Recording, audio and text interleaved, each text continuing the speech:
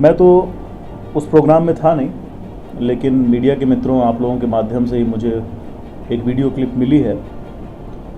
निश्चित तौर पर आपत्तिजनक है जो बोला गया है और जिस लहजे में बोला गया है वो आपत्तिजनक है, दुर्भाग्यपूर्ण है और किसी भी दिवंगत व्यक्ति के बारे में इस तरह की बातें नहीं करनी चाहिए। और ख़ास तौर से एक इतने बड़े राजनीतिक कद के व्यक्ति जिन्होंने अपना पूरा जीवन सर्वहारा वर्ग के उत्थान और विंध्य के विकास के लिए न्यौछावर कर दिया हो, उनसे भावनात्मक तौर पर जुड़े हुए पूरे विंध्य और प्रदेश में लाखों लोग हैं और इस तरह की टिप्पणी से वो आहत हुए हैं।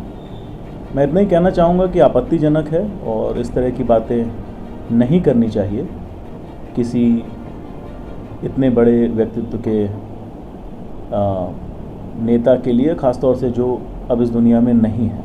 हमारी संस्कृति के ये खिलाफ है और मुझसे अगर किसी को कोई गुरेज है तो वो मुझसे सीधे बात कर सकते हैं, मेरे खिलाफ कुछ भी कह सकते हैं, सबको हक है।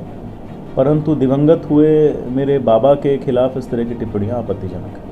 इसके पहले भी बहुत सारे इंसिडेंट ऐसे हुए जब रीवा सांसद ने कहा है, तब भी यही सिचुएशन थी कि इस दुनिया में उनको लेकर इस तरह कहना चाहिए। क्या पार्टी फोरम में आप इस मैटर को रेज करेंगे, बताएंगे, चूंकि आपकी ही पार्टी के सांसद है और इस तरह का स्टेटमेंट दिया जो पब्लिक डोमेन में है और लोग उसका विरोध कर रहे हैं? बिल्कुल, भारतीय जनता पार्टी बहुत ही मूल्यों पे चलने वाली पार्टी है और जहाँ तक पार्टी फोरम की बात है, हमारे यहाँ निश्चित फोरम है, उस पर ये बात उठी भी है, उठेगी भी। परंतु इससे पार्टी का कोई लेना देना नहीं है। ये व्यक्तिगत टिप्पणी एक व्यक्ति की है और मैं ही नहीं, लाखों लोग, उनको चाहने वाले, पंडित श्रीनिवास तिवारी जी को चाहने वाले आहत हैं। श्रीनिवास तिवारी ने आतंक, गुंडागर्दी, लूट, भ्रष्टाचार, पक्षपात की राजनीति की, तो वो तो बोलेंगे ही, उसको हम बोलते आए हैं। और पोता ने बीजेपी में मर्ज किया है। बीजेपी ने पोते में मर्ज नहीं हुई है बीजेपी, लेकिन आपके परिवार का हिस्सा तो परिवार का हिस्सा तो सुने वो क्या उसके बाबा ने क्या किया है। ये जो विंध्य का अपमान किया है सांसद ने, इसका मुंह तोड़ जवाब हमको सांसद को देना है। ये जो बयान देके वो फुर्सत हो गए हैं, अब ये बयान उनको प्रत्येक दिन याद आएगा। हर दिन सांसद को ये बात याद दिलाई जाएगी कि किस तरीके से उन्होंने विंध्य का और विंध्य की विभूति का अपमान किया। हमारे लिए, हमारे विंध्य के नेता किसी भी दल के, हम यहाँ यमुना प्रसाद शास्त्री का नाम बड़े गर्व से ले रहे हैं। यमुना प्रसाद शास्त्री कभी हमारी कांग्रेस पार्टी के सदस्य नहीं रहे, पर हम उनका नाम गर्व से लेते हैं क्योंकि वो विंध्य की विभूति है। श्रीनिवास तिवारी विंध्य की विभूति थे। उनके नाम पर गोष्ठियों का आयोजन, उनके जन्मदिन के कार्यक्रम करना या उनकी पुण्यतिथि मनाना भर उनके लिए पर्याप्त नहीं है। उनके कामों का जो प्रतिफल हम दे रहे हैं। और सांसद जी को तो मैं ये भी बताना चाहता हूं कि मैंने रीवा की सड़कों में भी गड्ढे भी देखे। यहाँ के जो फ्लाईओवर बन रहे हैं वो बनने के 2 महीने बाद उनमें गड्ढे हो जाते हैं और जो अभी बना है फिर उसमें भी हो जाएंगे, जिसके लोकार्पण में वो खड़े थे।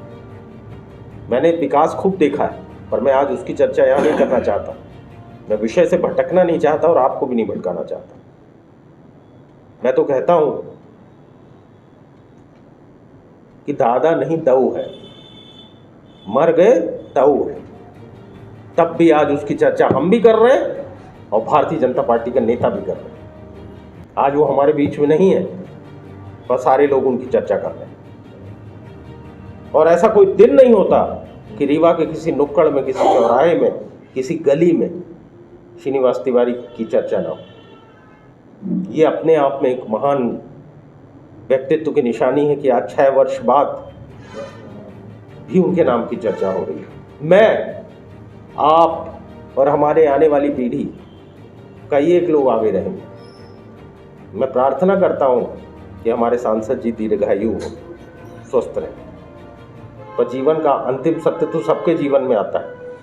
उसके बाद कौन किसको कितना याद रखता है ये भी हम आगे आने वाला भविष्य बताएगा। एक बार फिर मैं आपसे यही कहूँगा कि तिवारी जी के खिलाफ जो अभद्र टिप्पणी की गई उससे हम सब आहत हैं और मन से दुखी हैं। आप सभी लोग आए, आपने हिंदी में भी मान सम्मान की एक भाषा होती है और एक भाषा होती है जिसको हम सब समझते हैं कि दादा एक के गड्ढा नहीं पाट पाइस, इस तरह की भाषा इस्तेमाल की। तमाम राजनीतिक समर्थक श्रीनिवास तिवारी के थे, अभी भी हैं, अन्य दलों में भले हो, कोई कुछ नहीं बोल रहा है। यही तो दुख की बात है। वो लोग जो सिर के बाल से लेकर और पांव के नाखून तक तिवारी जी के एहसानों में दबे लोग, वो आज भारतीय जनता पार्टी के सदस्य हो गए और सत्ता के लालच में और सत्ता के लाभ के लिए आज उनकी हिम्मत नहीं है कि इसका बयान दे सके वो वहां।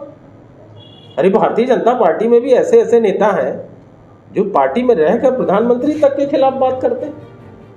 आप यहां खुल के नहीं बोल सकते। आपने जो भाषा की जिक्र किया, ये सांसद जी देखिए तीसरी बार सांसद है। ये भाग्य की बात है कि धर्म के आधार पे राष्ट्रवाद की बात करके और एक आंधी आई देश में सोशल मीडिया के जरिए और जिसने देश के अंदर बहुत कुप्रचार किया। और भारतीय जनता पार्टी जिसके कभी यहाँ 2 सांसद आया करते थे, वो बताऊं ये एकमात्र ऐसे सरपंच होंगे उन गिने चुने सरपंचों में जिनके खिलाफ अविश्वास प्रस्ताव हुआ था और ये हटा दिए गए थे। तो इस सांसद जी कितने योग्य हैं ये हमको मालूम है। पर जनता, तिवारी जी कहा करते थे कि जनता तो जनार्दन है और जनार्दन ईश्वर का नाम है, तो ईश्वर जिस पे कृपा कर दे। पर सांसद जी को एक बयान शोभा नहीं देता और मैं उनसे तो उम्मीद ही नहीं करता कि वो कुछ कहेंगे करेंगे। मैं उम्मीद करता हूं राजेंद्र शुक्ला जी से कि राजेंद्र शुक्ला जी के मंच से चर्चा हुई है, उनको अपने मंच की ओर से माफी मांगनी चाहिए। और वो तमाम लोग जो उस मंच पे खड़े हुए थे और जो कभी तिवारी जी के हुआ करते थे, उनको भी मैं देख पा रहा हूं उस मंच पे, उनको भी शर्मिंदा होना चाहिए। धन्यवाद। और कोई प्रश्न?